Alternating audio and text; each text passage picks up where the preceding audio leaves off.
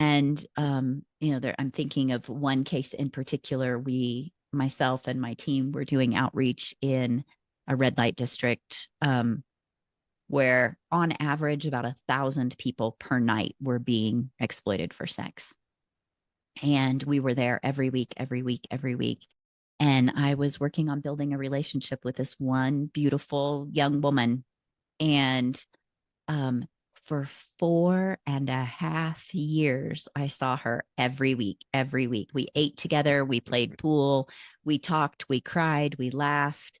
Um, I mean, she played circles around me playing pool. I pretended and she won every time.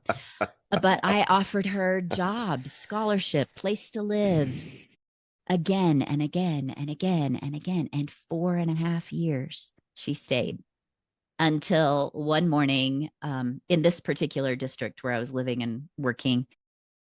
It was in Southeast Asia at the time. The girls there all called me Auntie Mama. It was just the cultural, like a big sister sort of name, Auntie Mama. And so that's how you would translate it to English.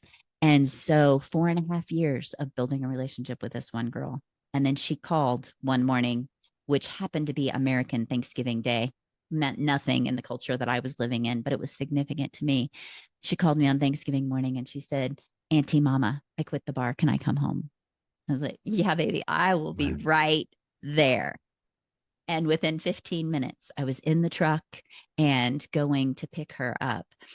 But it took a long, long time. And now this girl, she graduated with a business degree. She's running her own business, successful, raising children, safe. She's been free for, 11 years now. And I'm watching her flourish, all because of a what if you could. Actually, the pivot point for her about 6 months before she left was I asked, what if you could do anything other than this?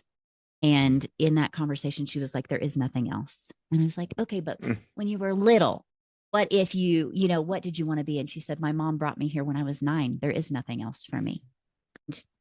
And we went back and forth. And ultimately, I gave up because I thought, clearly, this is not translating. Like, is it culture? Is it language? I was fluent in the language of the locale, but cultural, what's missing here? And so I dropped it. And about 6 months later, when I was leaving, she hugged me and she said, I think if I could do anything else, I would have a business and sell things and not people. And I was like, yeah, baby, let's work towards that. And it was a few months after that that she called and asked to come home. And now that's what she does. But that shift, I think a significant pivot point was, what if you could do anything else? And now she's doing it. I love success stories, and God, of course, we all pray there's just so many more success stories. Um, and it's tragic because really we are our only friends. I mean, when it comes down to it, we come in here alone and we leave alone.